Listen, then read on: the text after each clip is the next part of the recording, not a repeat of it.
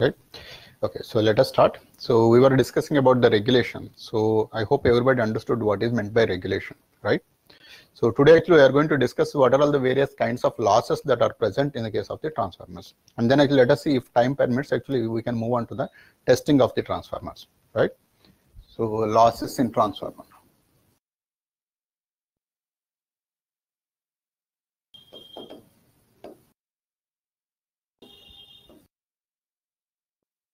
Now various losses that are present in any of the electrical machine, right? So we do have actually, first of all, two different aspects. One is the constant losses and the variable losses. So that is the first understanding.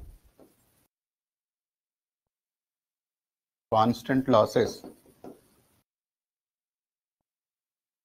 and variable losses. And these variable losses are only one kind of losses, that is the copper losses. But in the case of the constant losses, so this is actually most commonly this is called as iron losses. In the case of the transformers, this is the most word what we are going to use, that is the iron losses. So this iron losses actually, so there are multiple aspects that are there in the case of the iron losses. One is the hysteresis loss.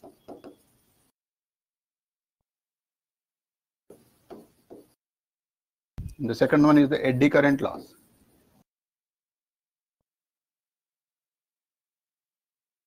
And there is something called the stray losses also. But these stray losses are actually usually negligible. Right? So we are mainly concerned about the hysteresis and eddy current losses as part of the constant losses, and the copper losses are anyway there. Now why we are mainly concerned about this hysteresis and eddy current losses is, so especially in the case of the transformers only, actually we are more concerned about this hysteresis and eddy current losses. Why? Because the hysteresis and eddy current losses are dependent on the voltage. So whatever the voltage we apply, depending upon that voltage, actually the amount of the hysteresis and eddy current losses are present in that particular transformer. Now in the case of the transformers, even though when there is a load on the secondary or not, but still there is always the primary is excited and it is at the rated voltage always. That means if the primary is actually always excited at the rated voltage, then actually the flux that is going to be generated and that will be there throughout. That means 24/7 actually the flux is present within the transformer. So if 24/7 actually the flux is present within the transformer, the losses that are dependent on the flux are considerable always. So the losses are, so 24/7 the primary is excited, is connected with the voltage.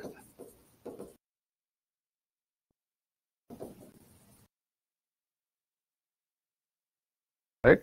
Hence the flux will be present.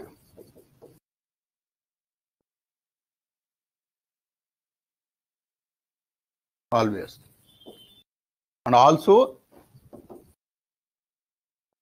this is an alternating flux.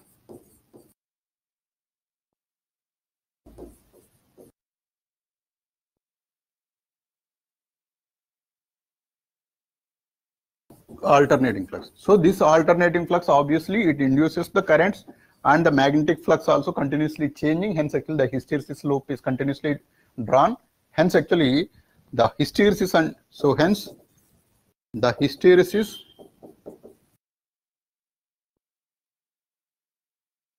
and eddy current losses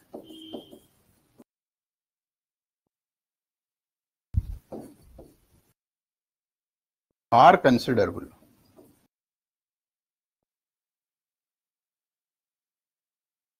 In the case of transformer. So this is the main reason. So transformer, it has a special application in the sense the primary is always excited with the rated voltage, but the secondary there may be a load or there may not be a load. So depending upon the load presence, actually the copper loss is dependent. But as there is no, so as the primary is always excited, this hysteresis and eddy current losses are always present. And another kind of losses, actually what we call this is the stray losses. The stray losses actually in the case of the DC machines it is different. But in the case of this transformers, actually the stray losses meaning we have discussed something called the leakage flux. The leakage flux actually, which is nothing but in the primary it was induced, but it is not intersecting with the secondary. So that is called as the primary leakage flux. And in the secondary, actually the flux that got induced by the load current, that is intersect only secondary winding, but actually it is not intersecting with the primary winding. Now in such case, actually that is called as the leakage flux. These two leakage flux actually, it will cause certain amount of the eddy current losses and it will cause certain amount of the hysteresis losses as well. So these losses are actually usually very small in magnitude. So depending upon the amount of the leakage flux, actually sometimes we may consider, actually sometimes we may not consider, but 100% of the cases, at least for our problems level, actually this trail load losses or the leakage flux losses, actually we don't consider it, right? We were worried about the hysteresis and eddy current losses. Now in the case of the transformers, so this hysteresis and eddy current losses needs to be separated for the analysis purpose. So that is, so how these hysteresis and eddy current losses? So this is called as the P hysteresis and eddy current losses. The hysteresis loss actually is directly proportional to the frequency, and then actually it is directly proportional to the Bm for x. So this is called Bm power x, where Bm is the maximum flux.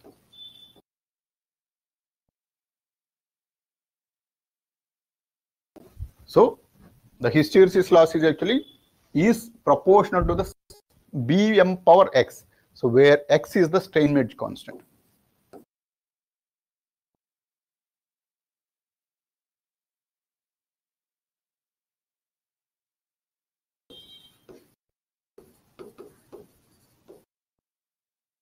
So where x is the strain-gauge constant, and this is actually x value is usually in the range of 1.2 to 2.5. And this formula we arrived based on the heuristic method.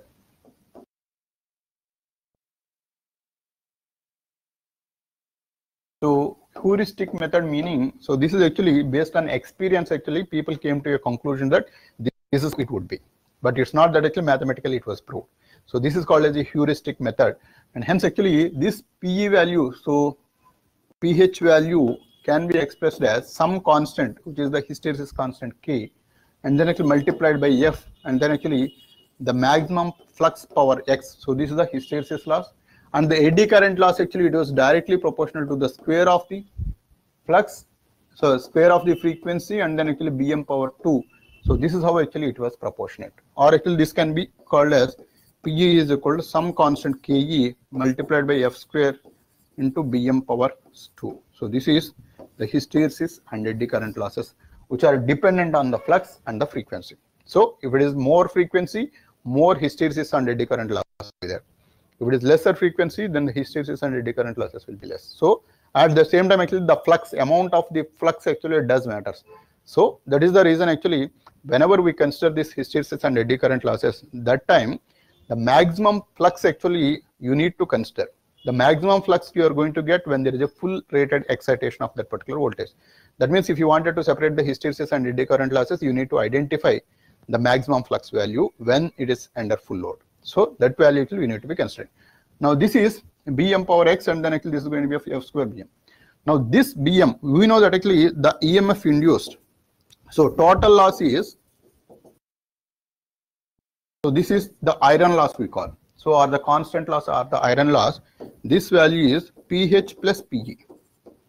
So this can even be written as some constant K multiplied by F into Bm power x plus Ke into F square into Bm square. Right. So where Bm is the maximum flux density, and the flux density relation, you know that actually Bm is equal to M divided by area of cross section. So this is the flux density. So by definition, actually flux and flux density are related with the area. So phi m by A is called as the Bm. Now we know that the EMF induced in the winding, and this value E is equal to 4.44 phi Fm or phi Ft. So this is the EMF induced in any transformer, where T is the number of turns and phi m is the flux and F is the frequency.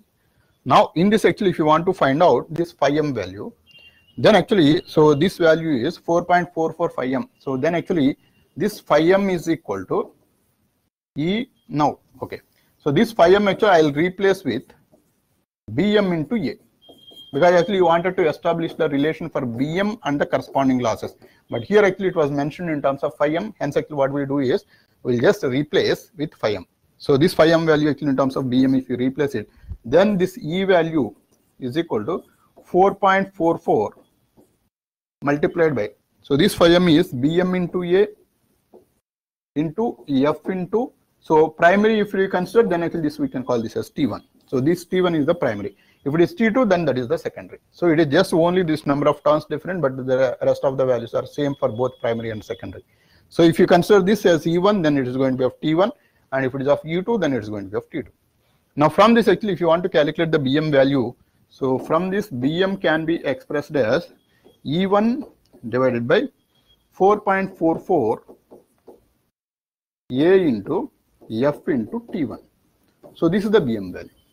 And also the induced EMF value is more or less equal to the supply voltage, because the voltage drop is very, very less. So hence actually this E1 can even be treated as V1 for all practical purpose, because E1 and V1 are more or less same. So V1 is approximately equal to E1 for all practical purpose.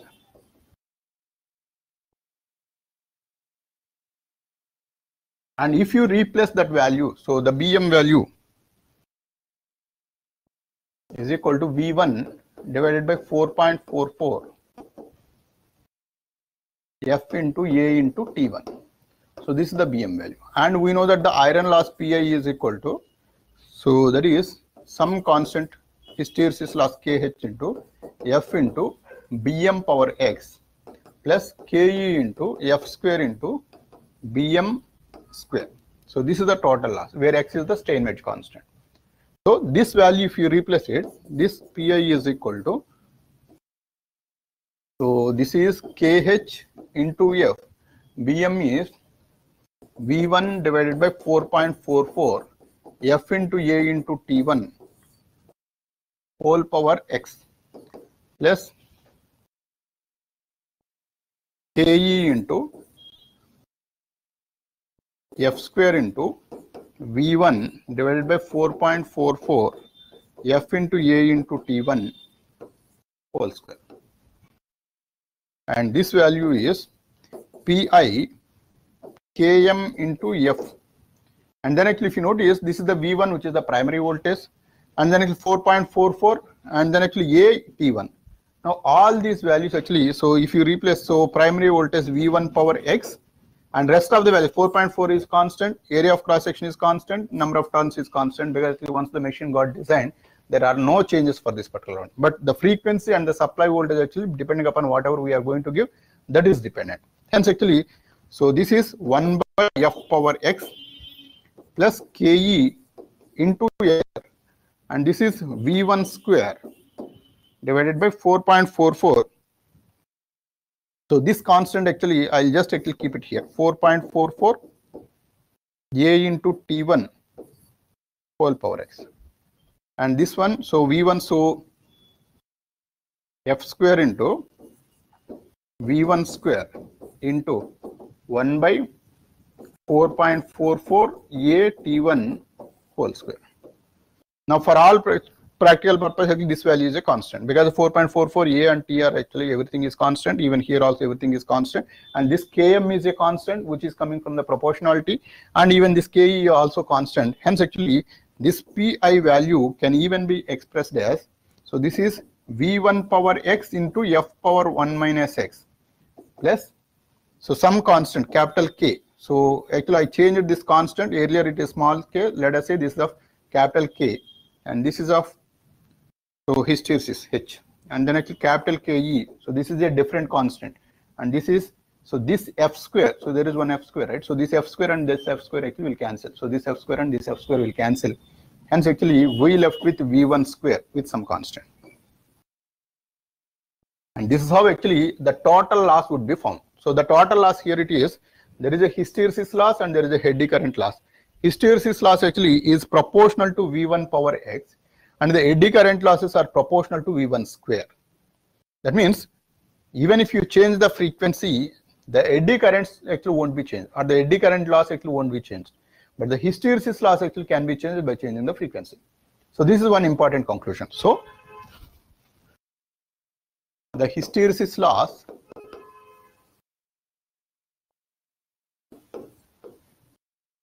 are dependent on frequency.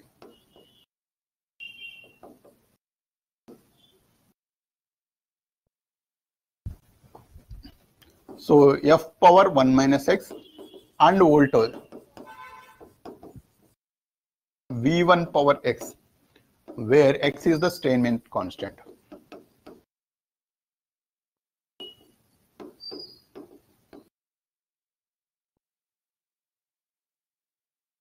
Where x is the Steinmetz constant.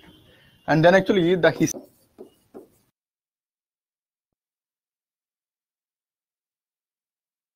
is not dependent on the frequency.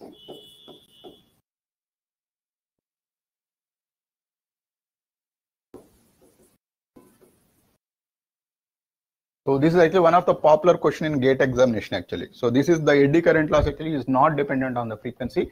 Because actually if you notice, we started with actually dependency of the frequency. But actually down the line actually we bring in that actually the frequency is actually not dependent. And the eddy current loss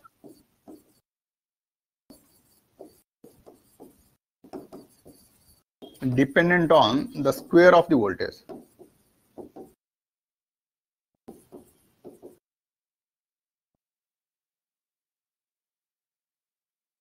Square of the voltage. So that means, so in total actually, see this, so Pi is equal to Kh into V power. So Pi is equal to Kh into V1 power x into f power 1 minus x plus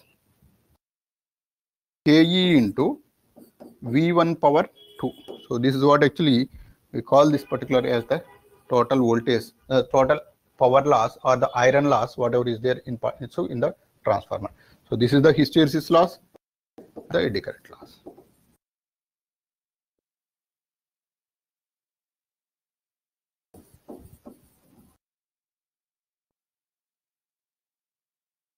Right.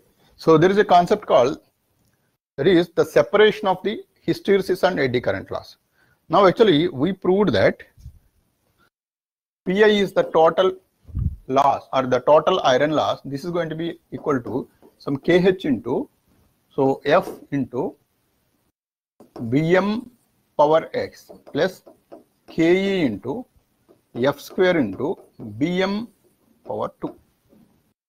Now for a set of flux, or actually once the flux got generated, once it reaches the maximum flux, let us say for a constant value of the flux, for a constant value of flux,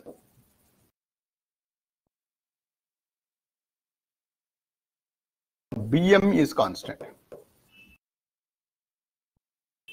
So at one particular flux actually, if you wanted to conduct an experiment, that time actually this Bm value is going to be of constant. If Bm is constant, then actually, so this can be Pi is equal to some constant A into F plus B into F square. So this is how actually you can establish a relation by considering, or actually by taking the flux to be constant. Why we are considering flux as constant is the generation of the flux is dependent on the voltage. Now fix the voltage, and if you fix the voltage, then actually the flux is going to be constant, right? Or actually, so we can call in a different way also. Now actually this same thing actually Pi Kh into F into Bm power x plus Ke into F square into Bm power x, Bm into square. Now we know the voltage equation, that is E is equal to approximately equal to V1. So E1 is equal to 4.44 pi m into F into T, or the number T1, right? So this is the voltage equation, we know that. And from this particular voltage equation, now what we do is this phi m value, so this is V1 by F if you consider it, then this is going to be of 4.44 into T1 into phi m. Now see, so 4.44 T1 is a simply constant for any particular transformer. So if this is constant, then V1 by F is proportional to phi m. So V1 by F is proportional to phi m. That means if you wanted to conduct for a constant flux magnitude, you always needs to maintain that V1 by F value is going to be of constant. So V1 by F value, if we maintain constant, then the flux is going to be of constant. Now to conduct or actually to separate the portions of the hysteresis and eddy current laws, we will conduct an experiment by maintaining this V1 by F as constant, so that actually this phi m is going to be of constant. And under such conditions, actually, we do consider a graph between these two. So if this is constant, V1 by F is maintained constant, then actually you can always say that actually this value is going to be of constant. So if we conduct an experiment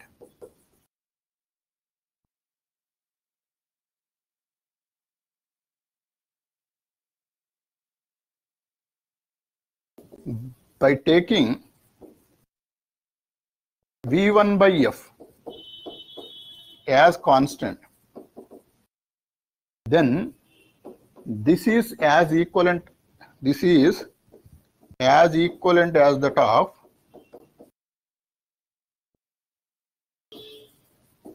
maintaining flux constant.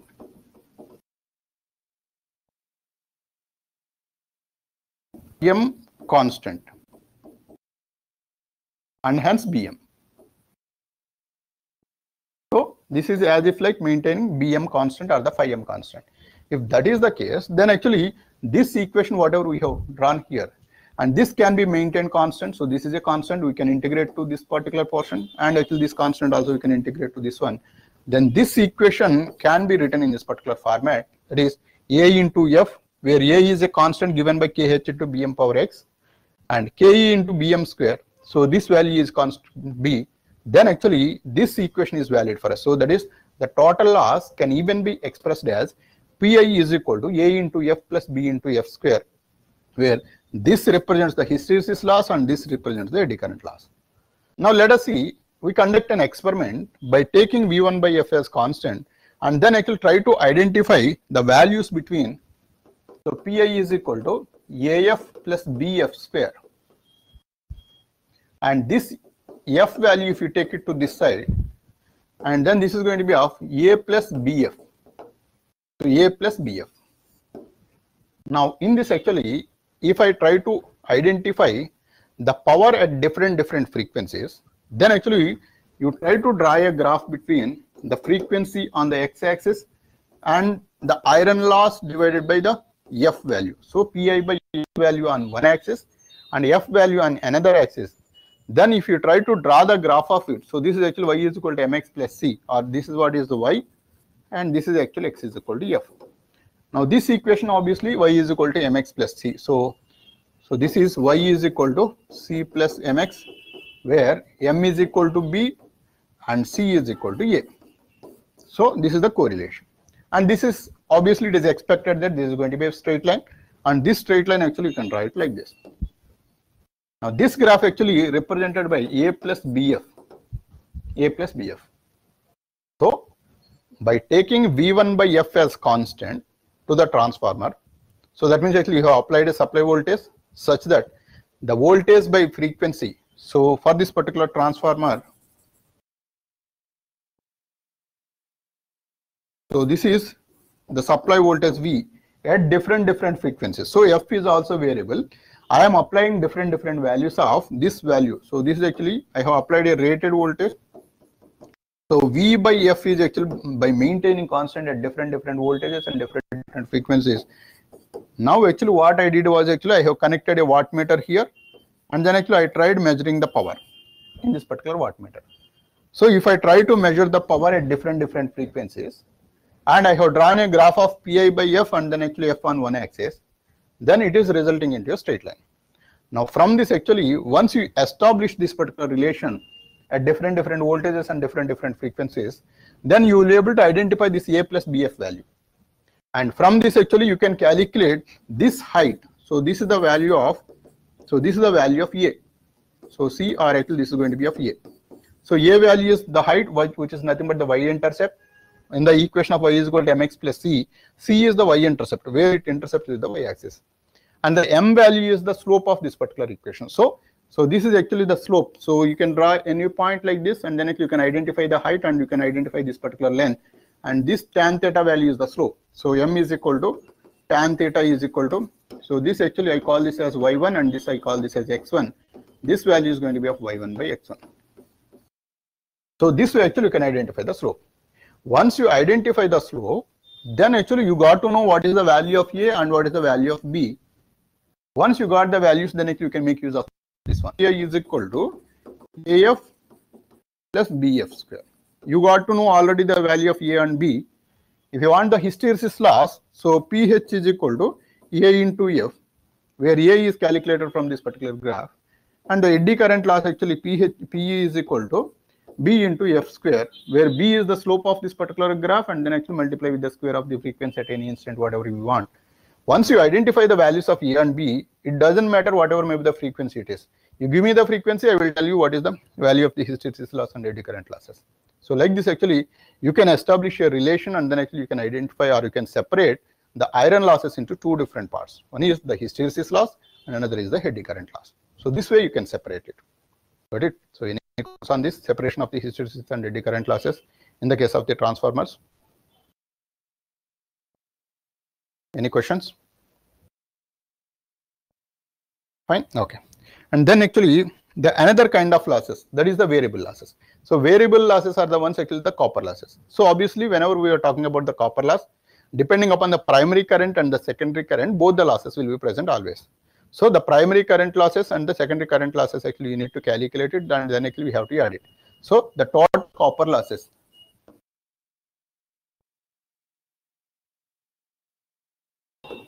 in a transformer, right? So this is sum of primary copper losses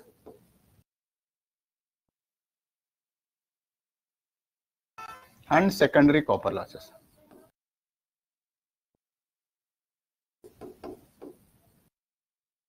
Secondary copper losses. So I1 square. So this is PC is equal to I1 square R1 plus I2 square R2. This is the primary copper losses and the secondary copper losses. Now this is, we know that the transformation ratio, so N1 by N2 is equal to E1 by E2 is equal to I2 by I1, right? And this is what is equal to A. Now if you want to identify the value of I2, and this I2 actually it is the secondary load current. So usually actually the copper loss actually we will easily know the secondary current value, which is nothing but the load current, because that is dependent on the load. So secondary current actually being known, so if you know that in this I2, then actually I1 value is equal to I2 by A, and this value by assuming the I0 is negligible. So by assuming I0 is negligible, because actually this is how we need to do, otherwise actually it will make a lot of complications. But for all practical purpose, I0 value is actually far lesser than the I value. So that whether it is a primary current or the secondary current, so the primary current involves two different components always. One component is the no load component, or the magnetization current component, or the no load loss component of the current, which we call this as I0. And in addition to that, whenever there is a load in the secondary, that load actually causes a reflected current in the primary side, and that value usually we call this as I2 dash. 2 dash and I0 together will add up to give the value of I1. So that I0 value and I2 dash value, if you try to compare it, if I2 is actually 100 amperes, but I0 value will be maybe 1 ampere or maybe 2 amperes. So that is the reason actually you don't need to consider that I0 value to avoid the complications. So for all practical purposes, we take this particular relation straight away. So I2 by I1 is equal to A. And this value, so if you put it here, so I2 square R2, and this one I1 can be replaced as I2 by A whole square into R1 plus I2 square R2.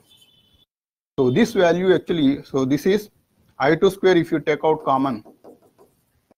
So this is R2 plus R1 by A square. And if you notice, this is the reflected resistance value to the secondary from the primary. So this is R1 by A square value. So this is usually called as R1 dash. So I2 square R2 plus R1 dash. So R2 plus R1 dash, where R1 dash is the referenced volt. So R1 dash is the referenced resistance. Resistance of primary to the secondary. Or in total, actually, the sum of both the resistances. One is the referenced resistance of one side to the another side, and the original resistance on that particular side. Together, it will be the total resistance value multiplied by the I2 square. So this is, so I2 square total resistance on secondary. So which involves the reference primary resistance to the secondary, at the same time the secondary resistance. Together actually it will be the same thing. Actually you can even calculate for the primary side as well. Suppose actually if you know the primary current alone, then the same copper loss PC can even be expressed as I1 square R1 plus I2 can be expressed on this particular formula as, so I2 is equal to I1 square times of A square. So this is I1 into A whole square times R2. So this value is I1 square R1 plus I1 square R2 into A square. This R2 into A square is nothing but the secondary resistance referred to the primary. So this actually I proved in the previous class. So R2 times of A square is the reference resistance to the primary, and then actually this is going to be of primary resistance, primary current square. So this is I1 square R1 plus R2 A square, and this value is the total copper loss in the case of any transformer. So either actually you can find out, if you know the secondary current, you can find out the copper loss from the secondary. If you know the primary current, then actually you can find out the total copper loss from the primary side. Now we got to know the iron losses and the copper losses.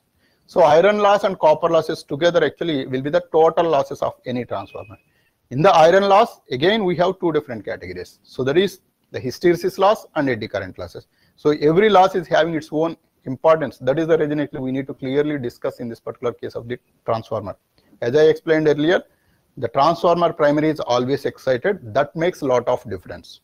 So because the iron loss actually it will be, so needs to be considered to a greater extent, because that value is going to be of more, or actually the time it is going to be present is going to be of more in the case of the transformers. So the total losses of the transformer,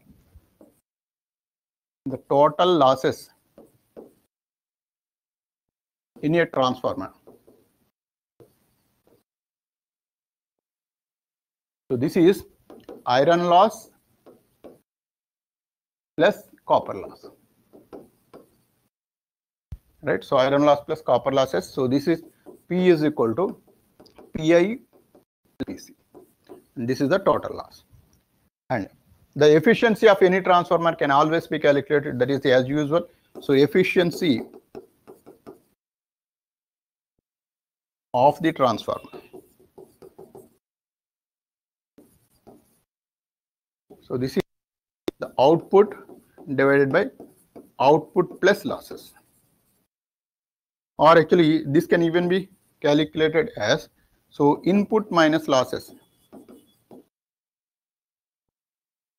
divided by, so this is the output divided by input. So here actually unlike DC machines, so here we have got the flexibility, either you can use the input power or you can use the output power, because both are electrical. In the case of DC machines actually, so depending upon the electrical output or input, so in the case of the generator actually we have the electrical input, hence actually we start from the input because we know the value of V and I. So if you know the value of V and I, then actually you can identify the V and I actually is being the input. You can identify the losses and subtract the losses and you can find out the output. If it is a motor, then you know the input power, sorry. So if in case of generator, it is the output we know, that is the V into I value. In case of motors actually, that is the input value, which is nothing but the voltage is given as input and current is given as input. There you can put a voltmeter and an ammeter, and then you can find out the product of it. Hence actually you will be able to find out the value of that power, right? So there actually, so you have got the flexibility for only one side, maybe an input or maybe an output. But in the case of the transformer, once you know the value of the losses, It is up to you how do you want it to consider. So if you know the output, you can do it. If you know the input, you can do it. You can select anything of your own interest, because actually on either side of the transformer, you know the value of the voltage and the current. Got it? And the losses also, it is specific to the machine. It's not specific to the primary, or it's not specific to the secondary. This is one key important information that the losses we consider, or the losses we calculate, it doesn't matter on what side you calculate. It is with respect to the entire machine. Maybe on the primary, even if you calculate the entire loss on the primary, you are going to get it. Maybe on the secondary, if you calculate, so the entire loss on the secondary, you are going to get it. And the constant losses or the iron losses are specific to the machine core. That is, the iron part of that particular machine actually is involving certain amount of the losses called the hysteresis and eddy current losses. And those are specific to both the primary and secondary together. Hence, actually, that is constant losses of that particular machine altogether, right? So these are the total losses that are involved in the case of the transformers. If you have any questions on this, you can ask me now. Fine. Okay. So, and the next concept is testing of the transformers. So in the case of the testing of the transformer, so there is one popular test called the no load test and the short circuit test. So there is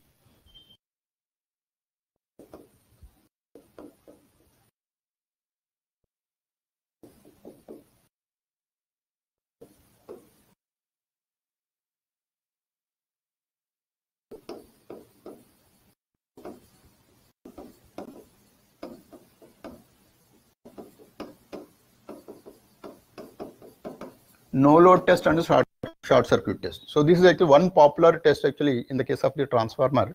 So this will be used to identify the circuit parameters of the transformer. So these tests are conducted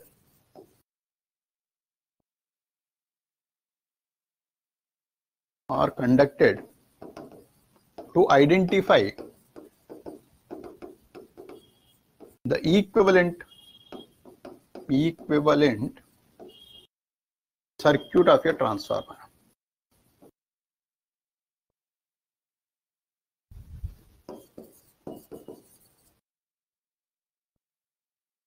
Right. So this is the equivalent circuit of a transformer. If you notice, we do have on the primary side, there is one resistance which represents the loss component, and there is a reactance. So that reactance actually which represents the magnetizing component of the current.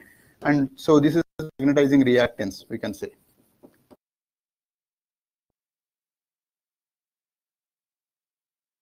And this is no load loss. Or this can even be called as the iron loss components. And along with that, we have another thing, that is the resistance and the inductance and the ideal transfer. So this is the circuit we were talking about. So this actually, rest of the thing actually you can ignore it, because actually this is the ideal transformer. So this portion actually we can ignore it, and this part actually we need to be identifying for any transformer, so that actually this is the total equivalent circuit of the transformer. And this value involves primary and secondary together.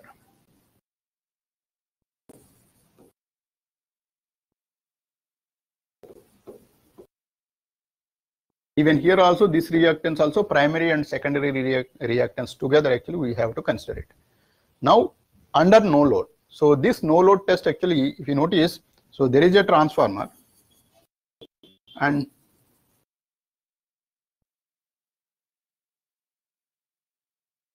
so this is actually the LV side and this is of HV side usually. And so actually usually we use the convention of the primary and secondary. Primary is the place where actually we actually give the input, and the secondary is the one actually where we actually take the output.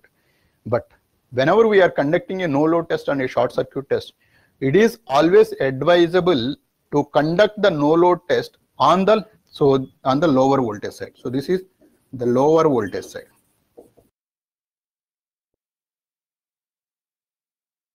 So this needs to be conducted on lower voltage side. So this is the no load test.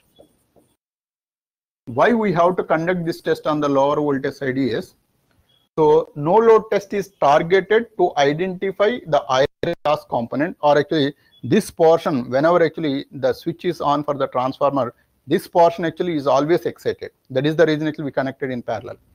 So to identify these components, we need to circulate the maximum flux. Because actually the maximum flux why we are talking about is, we just seen that the hysteresis and eddy current losses which forms the constant losses or the iron losses is dependent on the maximum flux. So if it is dependent on the maximum flux, and we know that the maximum flux is dependent on the voltage, hence actually you have to apply the full voltage to identify exact quantity of the constant losses. So to identify the exact quantity of the constant losses, as you are required to apply the full voltage, it is always advisable to apply in the lower voltage in the lab, because actually in the lab actually you cannot generate actually 33 kV, right? So there actually it is a huge amount of the voltage that you need to develop.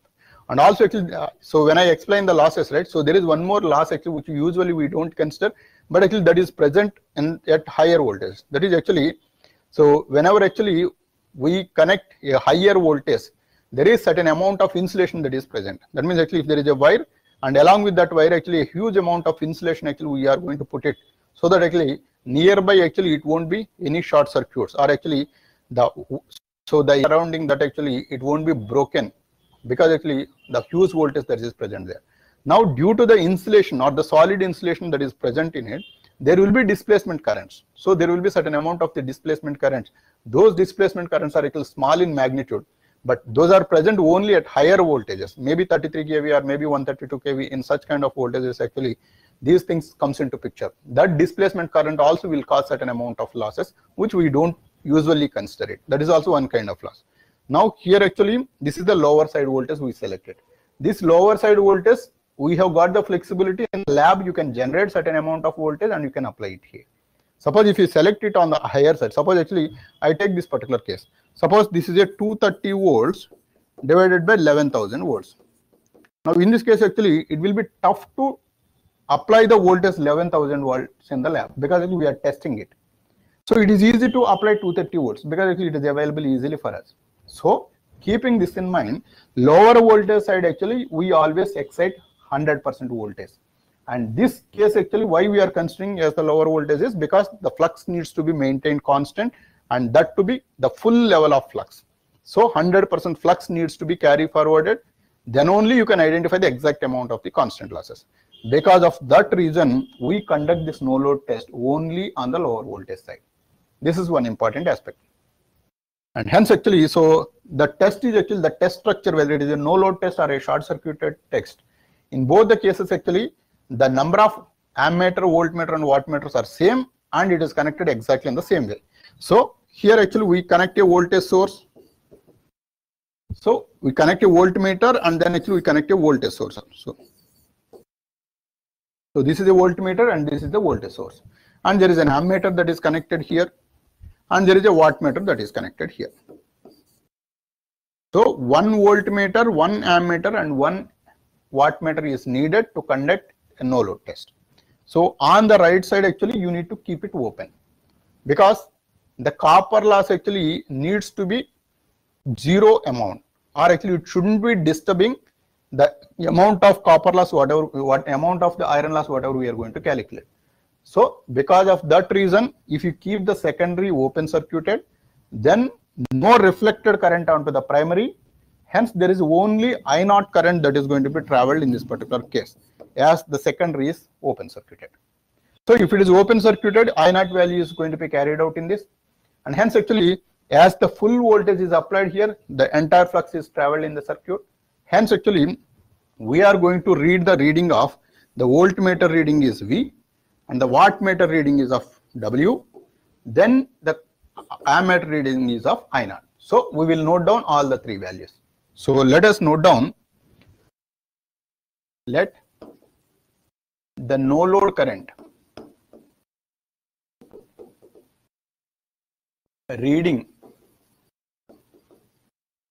read by ammeter. So this is equal to I naught. The power reading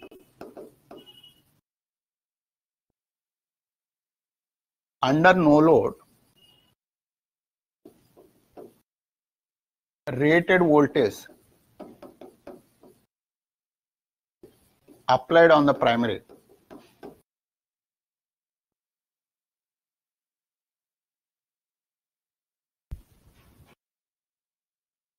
BW, the applied rated voltage,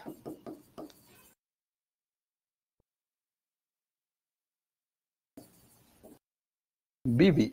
So we have got three different values, V, W and I. And the power reading, whatever is reading, so read by the meter, W is equal to, we know that V into I naught into cos phi naught. So V into I naught into cos phi naught. So this is the power reading, and this is the applied voltage, and this is the current traveling, and this is the no load power factor. So this is phi naught is the no load power factor angle.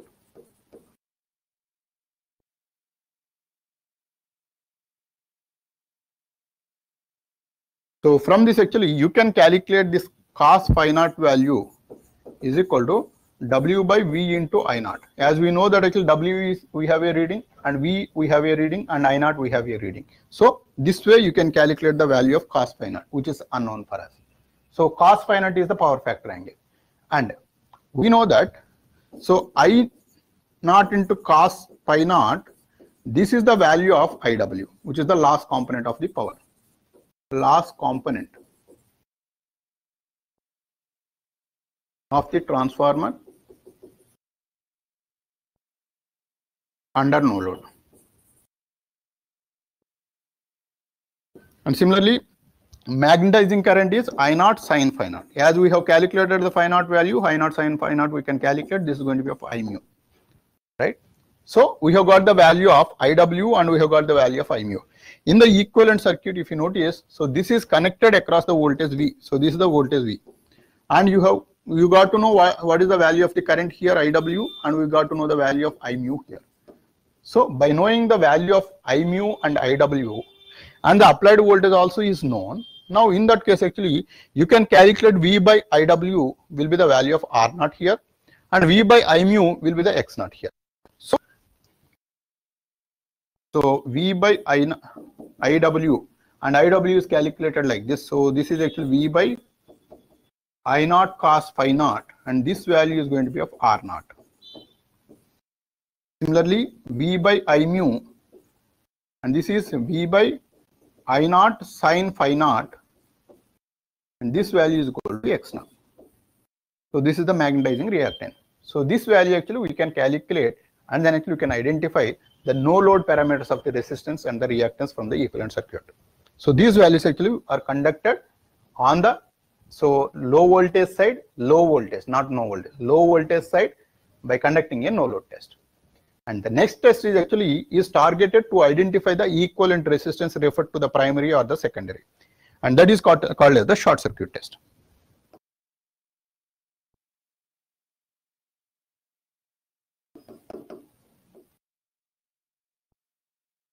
Right. So this short circuit test, so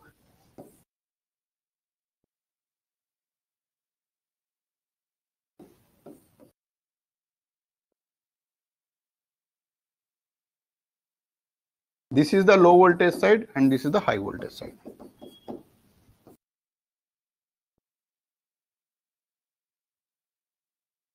So this is variable voltage.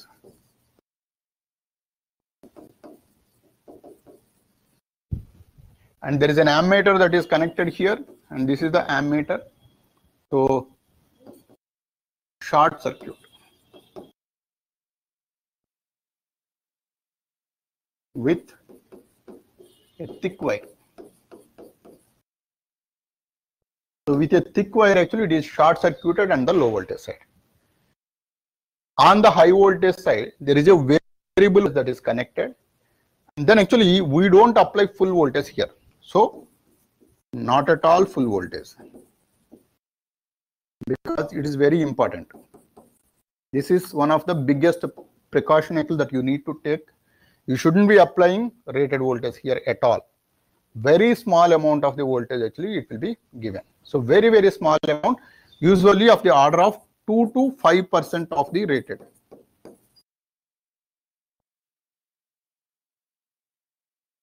So 2 to 5% of the rated voltage actually we have to give it, but that is decided by this ammeter reading. So this ammeter reading, so now actually if you notice in this particular circuit, if I give you a variable voltage here, I start with 0. Then actually on the right side, if you notice, this is on the lower voltage side actually where the higher value of the current it is going to be flown.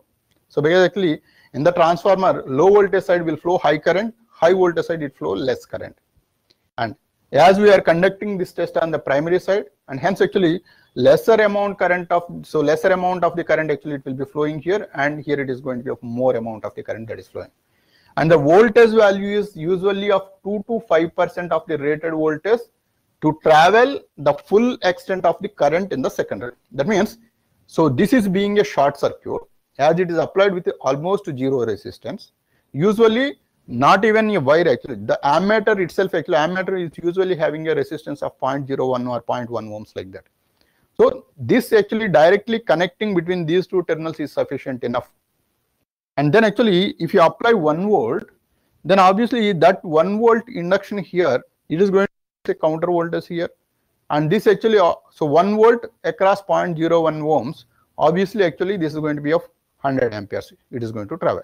So depending upon the requirement, a small amount of the voltage applied here will result in full load current to be traveled in this. This way what we can achieve is, as we are applying very less amount of the voltage, obviously there is no need to worry about the constant losses, because the constant losses are dependent on the voltage.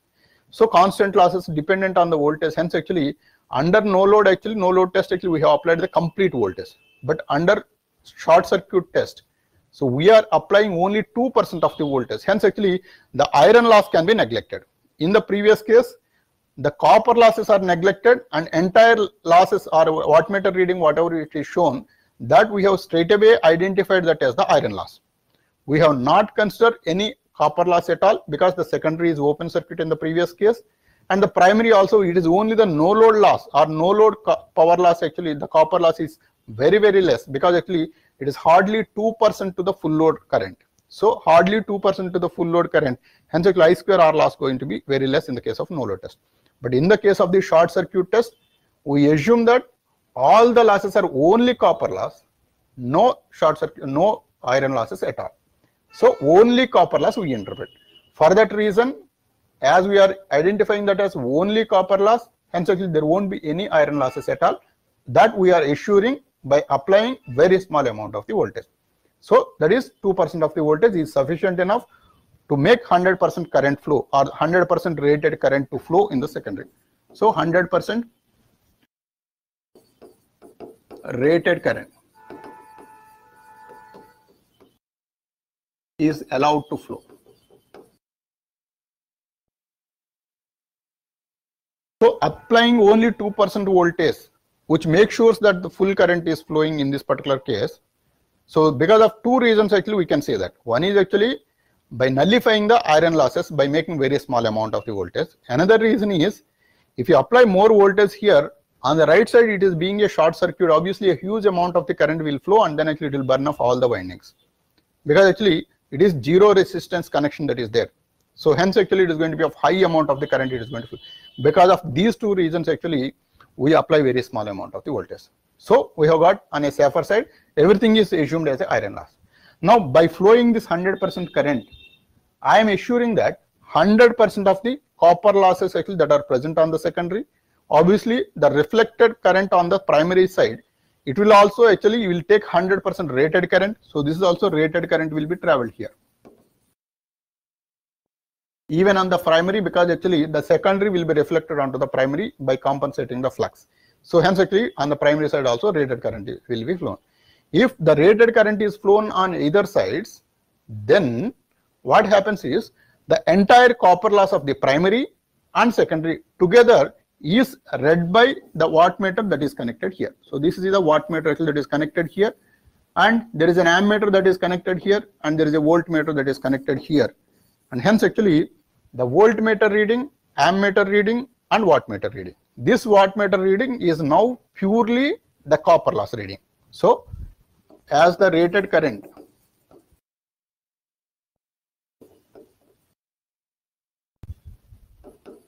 is drawn from the source,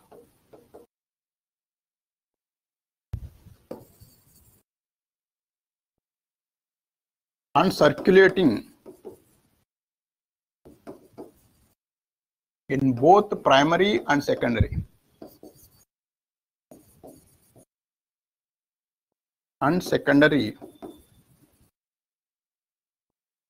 Also, the applied voltage is very less.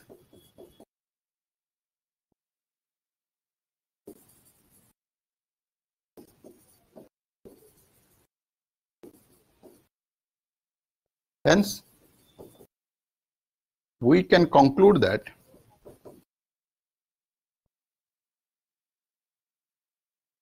the wattmeter reading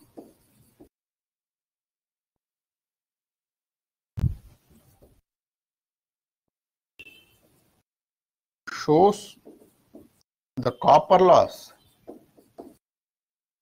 of both primary and secondary.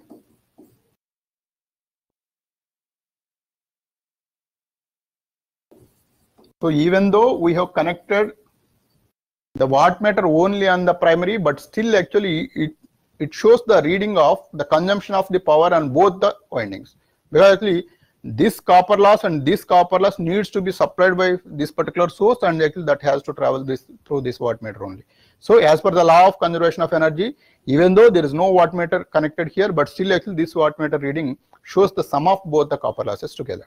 So hence actually now we can interpret these results. So W is equal to short circuit voltage VSC, which is the voltmeter reading. So I'll just write it first. So let VSC be the voltmeter reading.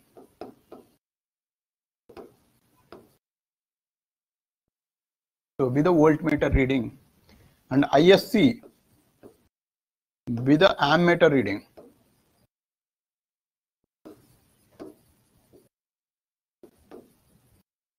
WSC be the wattmeter reading.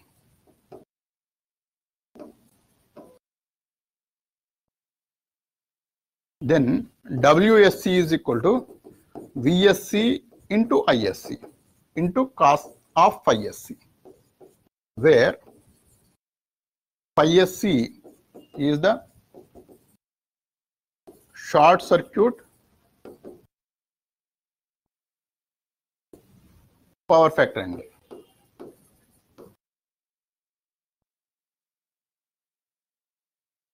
So short circuit power factor angle, right? Now from this actually you can find out cos phi SC is equal to WSC divided by VSC into ISC, right? So this is the power factor angle. But what we are interested is the resistance value and the reactance value. So the resistance value is actually ISC square RSC, right? Or actually ISC square or RSC is actually the total equivalent resistance of both primary and secondary, because whenever we calculate the resistance in the transformer, we do refer to only one side, maybe onto the primary or maybe onto the secondary. And the losses that are, so actually losses we have taken as the reference to refer from the primary to the secondary or the secondary to the primary. Now by considering this, so this actually I call this as simply R. So this is simply, if I call this as R, then actually, so I square R is the loss. So I square R actually, so this is of cos phi SC, then ISC square R, this is the wattmeter reading. So because actually this is the only component which consumes the power. So that is the resistance is the only component, but reactance actually it won't consume the power. So hence actually ISC square R value is WSC. From this actually R value you can calculate this as VSC divided by ISC square. And we know the readings of the short circuited current and the WSC as well. Hence actually you can calculate this R value. This is as equivalent as that of, now in this particular case, see this, see here actually it was conducted on the LV side, and the right side actually it was open circuited. Now in this particular case, if you notice, the short circuit test was conducted on the HV side by shorting the secondary side. That means whatever the values we calculate based on these readings, so this is actually very, very important to understand. See this, here it is short circuited. Earlier here it was connected with the voltmeter and the ammeter and the wattmeter, but now it is connected on the other side. So because actually we are connecting the short circuit test. Now by taking these readings, we are calculating the value of this R value. So this is actually R value. So on the HV side, actually, if you so which one we call this? So this I call this as primary, let us say. So this is actually 1 as the primary and 2 as the secondary. Now the test whatever is conducted on this side, actually this is on the secondary side. So this is 2 and this is of 1. So on the secondary side, or actually this was reversed and then actually connected.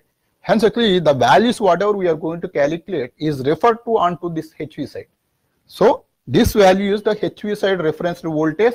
That value is calculated this. So this is actually, so RHV plus, so that is transfer depending upon the ratio of this. So RLV dash. So that is the meaning of it.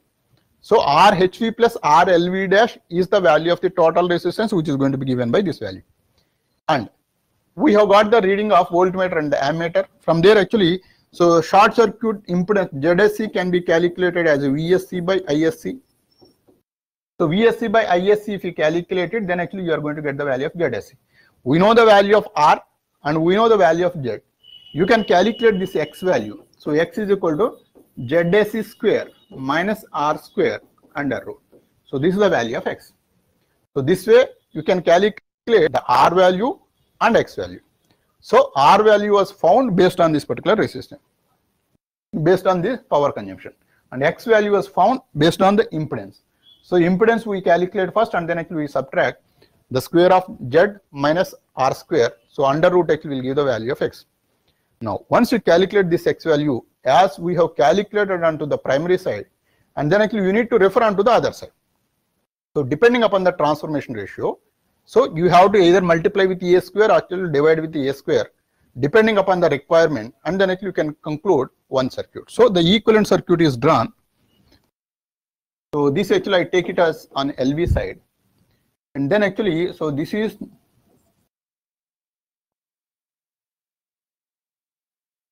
so R naught value actually we have calculated on the LV side, hence actually you can keep it as it is. And then actually X naught value actually we have calculated on the LV side, we can keep it as it is. But this value is calculated on the HV side, not on the LV side. So this needs to be referred. So whatever the value we have got, this actually we call this as ZHV is equal to, so ZHV is equal to RHV plus XHV. Now this is the ZHV value. Now depending upon the transformation ratio, so LV I take as, so LV is the primary and HV as the secondary,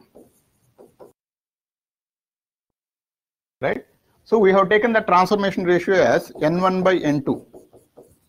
So N1 by N2 as the transformation ratio, if you take it, then so ZHV is equal to, so HV is calculated, ZLV is equal to ZHV into, so NLV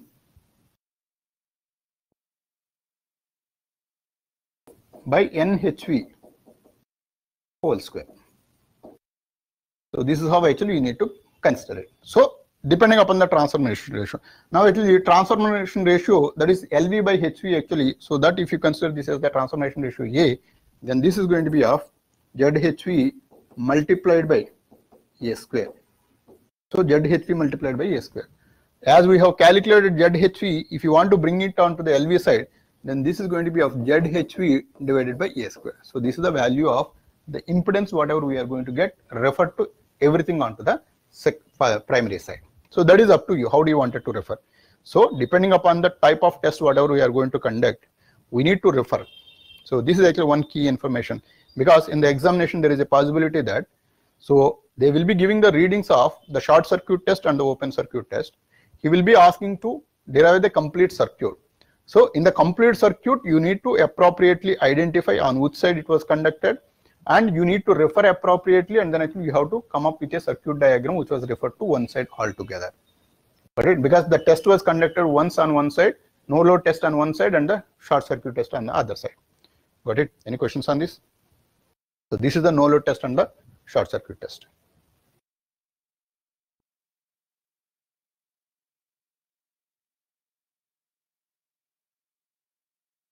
Fine.